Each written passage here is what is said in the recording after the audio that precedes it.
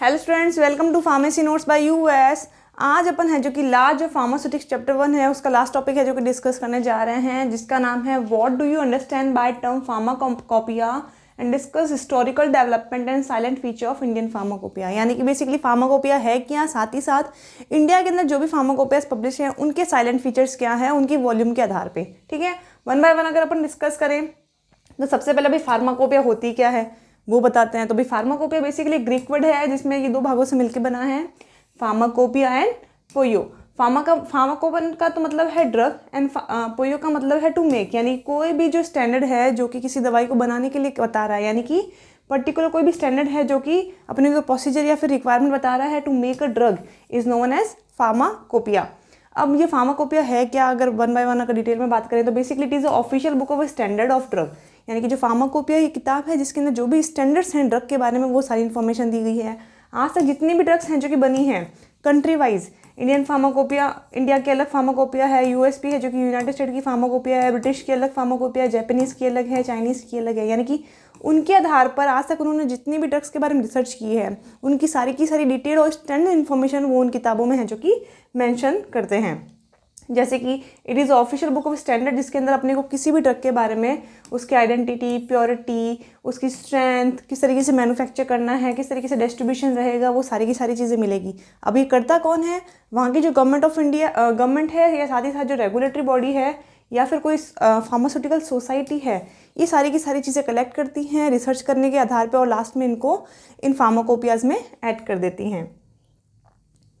आगे चलें कि भाई इंडियन फार्माकोपिया क्या है और इंडियन फार्माकोपिया में अपने को देखने को क्या क्या मिलता है उनके बारे में बात करते हैं।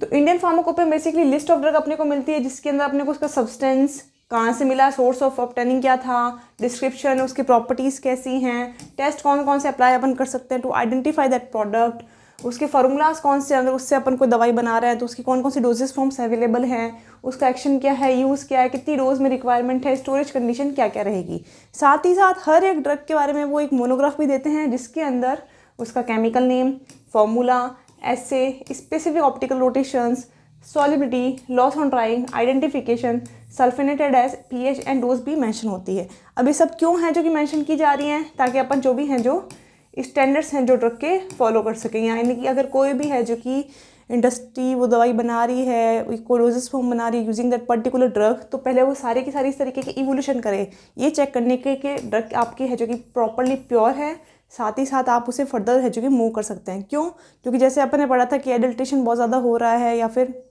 मिलावट बहुत ज़्यादा हो रही है क्योंकि डिमांड धीरे धीरे बढ़ती जा रही है तो इसलिए इस तरीके के ना फार्माकोपियाज की रिक्वायरमेंट बढ़ने लगी जहाँ से अपन स्टैंडर्ड प्रोसीजर को फॉलो करके सारी की सारी purity and quality of drug को चेक कर सकते हैं।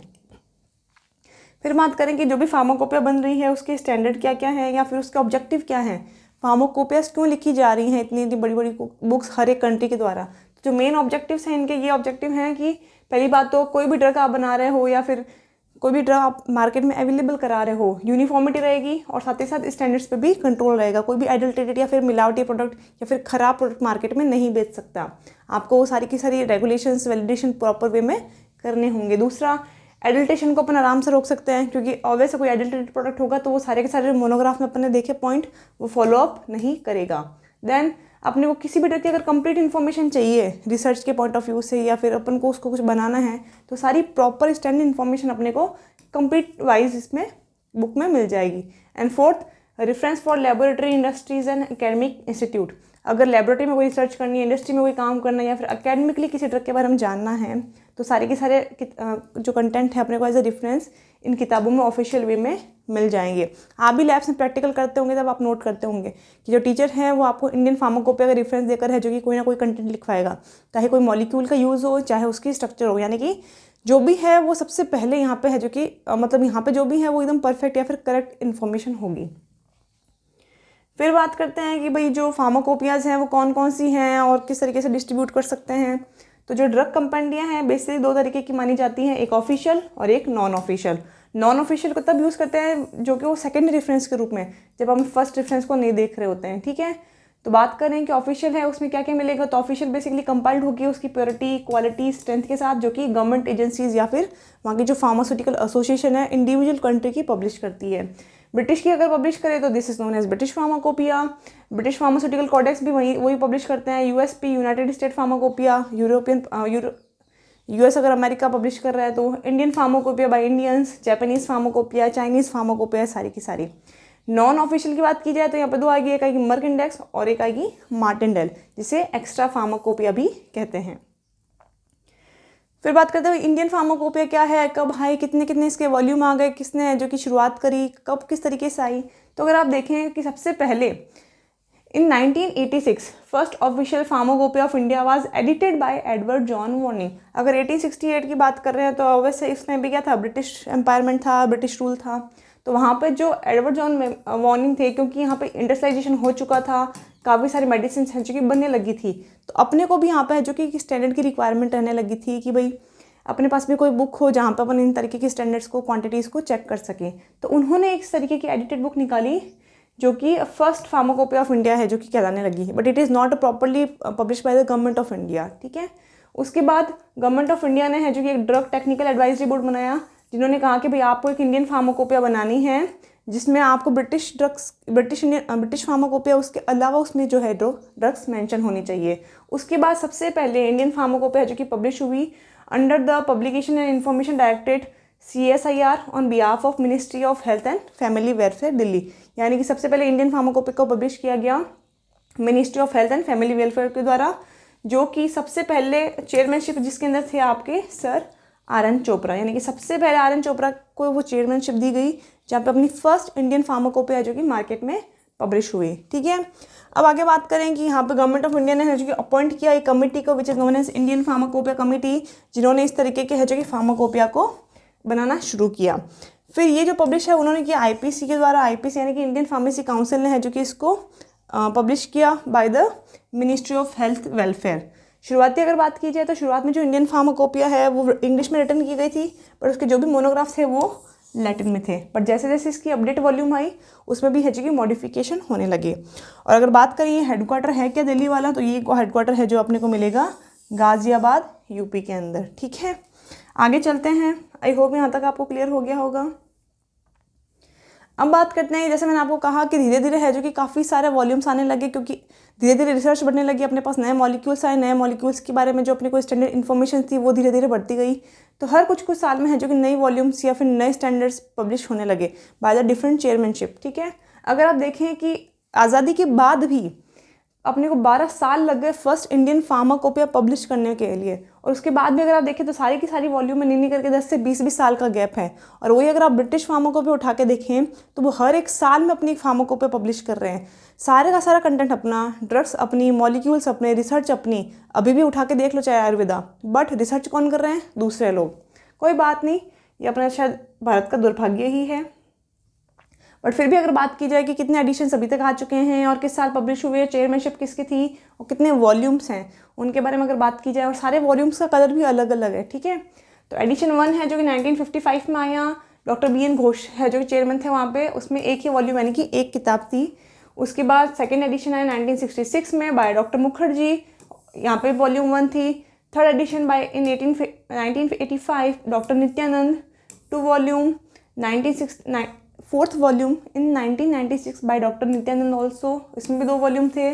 और फिफ्थ जो एडिशन था वो आया था 2007 में, उसके भी चेयरमैनशिप कौन थे, डॉक्टर नित्यानंद, इसकी भी 3 वॉल्यूम थी। ये पूरा का पूरा आपको पैनल रटना पड़ेगा, ये MCQs या फिर मेन कॉम्पिटिशन एग्जाम है, बहुत बार पूछा जाता है।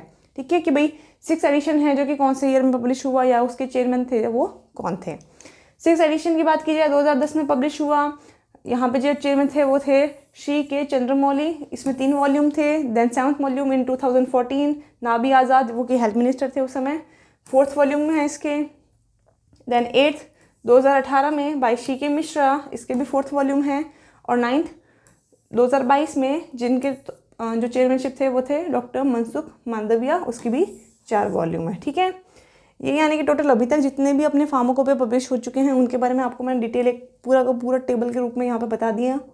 अब बात करते हैं साइलेंट फीचर की, यानी कि हर एक वॉल्यूम जब चेंज हुआ तो उसमें कुछ ना कुछ मॉडिफिकेशन हुए, पहले वाली चीज़ों को या तो हटाया गया या फिर नया ऐड किया गया। तो क्या क्या उनमें मॉडिफिकेशन किए गए उनके बारे में बात करते हैं अगर अपन।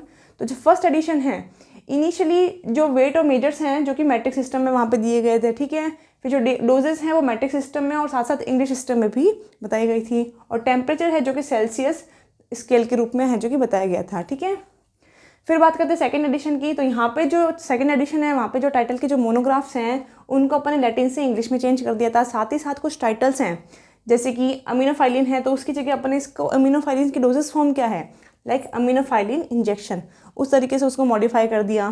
फिर बात करते हैं थर्ड एडिशन की। तो थर्ड एडिशन में बेसिकली क्या हुआ कि जो भी डिजोल्यूशन टेस्ट है, बेसिकली टैबलेट के अंदर डिजोल्यूशन टेस्ट अप्लाई किए जाते हैं जिसमें ये देखते हैं कि टैबलेट कितनी देर में घुल जाती है, वो टेस्ट इसमें अब इंट्रोड्यूस किए गए। उसके बाद डिसइंटीग्रेशन टेस्ट, वो भी क्या आपकी जो टैबलेट है वो कितनी देर में डिसइंटीग्रेट हो रही है बॉडी में, उसमें कुछ मॉडिफिकेशन किए गए। और साथ ही जो माइक्रोबियल लिमिट टेस्ट हैं to check the presence of micro organism या टू चेक द स्टेरिलिटी, उसमें भी फार्माकोपिया में उनको एडिशन किया गया। फोर्थ वॉल्यूम की अगर बात की जाए तो जो भी मैन्युफैक्चर ड्रग हैं जो कि इंडिया में मैन्युफैक्चर हो रही हैं जो कि नॉन प्रोप्राइटरी मेडिसिन हैं, उनमें अपन एक सफिक्स लगाया IP। अब ये नॉन प्रोप्राइटरी मेडिसिन क्या होती हैं भाई, प्रोप्राइटरी यानी कि ब्रांड, राइट, या फिर पर्टिकुलर कोई ब्रांड की बात की जा रही है, बट नॉन प्रॉपर्टी यानी कि नॉन बर्ड यानी कि जेनरिक मेडिसिन, यानी कि इंडिया में कोई भी जेनरिक मेडिसिन अगर बन रही है किसी भी ब्रांड प्रोडक्ट की तो वहाँ पे उसके आगे है जो कि सफिक्स आएगा IP। फिर बात करते हैं फिफ्थ एडिशन में। तो फिफ्थ एडिशन में कुछ क्रोमोग्राफिक है जो कि मेथड्स ऐड किए गए। क्रोमोग्राफिक मेथड बेसिकली है जो कि उसके अंदर क्वालिटी टेस्ट के रूप में है जो कि अप्लाई किए गए। सिक्स एडिशन की बात की जाए तो यहाँ पर national health programme and national list of essential medicine भी यहाँ पे ऐड की गई। अब ये नेशनल फॉर्मुलरी ऑफ इंडिया क्या है, तो बेसिकली इंडियन फार्माकोपिया तो आपने बना दी जो कि नई नई ड्रग्स की रिसर्च कर रही है, ड्रग मॉलिक्यूल की बात कर रही है जहाँ पे ड्रग के साइड इफेक्ट, कॉन्ट्राइंडिकेशन सब कुछ हैं। बट सबसे ज़्यादा इसकी ज़रूरत क्या है, इसकी ज़रूरत है हॉस्पिटल्स को, क्लिनिशियंस को। ठीक है, तो वहाँ पर उनको इस तरीके की किताब भी डिस्ट्रीब्यूट की गई जहाँ पर उन्हें ये पता लगे कि अपन ने कौन कौन सी दवाइयाँ हैं जो कि रिसर्च करी है, सबसे सेफ मॉलिक्यूल क्या है, सबसे चीप मॉलिक्यूल क्या है और आपको कौन कौन सी बातों का ध्यान रखना है। This is known as national formulary of India. सब पर्टिकुलर कंट्रीज के different different national formularies available हैं। सेवन्थ एडिशन की बात करें तो यहाँ पे मोनोग्राफ के अंदर है जो कि API, excipient, doses form, antibiotic monographs, insulin products, herbal products को भी ऐड किए गए। साथ ही साथ कुछ 19 रेडियो फार्मास्यूटिकल मोनोग्राफ्स भी इसमें ऐड किए गए। फिर बात करते हैं 8th एडिशन की। तो 8th एडिशन के अंदर है जो कि chemical test, thin layer chromatography, जो धीरे धीरे डेवलपमेंट होने लगा, नए नए इंस्ट्रूमेंट्स हैं जो कि आने लगे, तो उनके थ्रू जो क्वालिटेटिव और क्वांटिटेटिव एनालिसिस होने लगे उनको भी मॉडिफाई किया जाने लगा, वो सारे ऐड हुए। इंफ्रारेड ऐड हुई, अल्ट्रावायलेट स्पेक्ट्रोमीटर है जो कि इसमें ऐड हो गया। साथ ही साथ जो पायरोजन टेस्ट है, यानी कि जब आपकी बॉडी में कोई इन्फेक्शन होता है तो बैक्टीरियाज आते हैं और बैक्टीरिया का जो वेस्ट है जो कि पायरोजन के रूप में जाना जाता है, अगर आपकी बॉडी में वो रह जाए तो आपकी बॉडी का टेम्परेचर है जो कि राइज होता है। उसकी जगह ये टेस्ट है जो कि पहले रैबिट्स के अंदर किया जाता था, उसके बाद इसको रिप्लेस करते हुए बैक्टीरियल एंडोटॉक्सिन टेस्ट है जो कि पेरेंटल प्रिपरेशन के लिए किया जाने लगा, उसको भी है जो कि 8th एडिशन के अंदर मॉडिफाई कर दिया गया।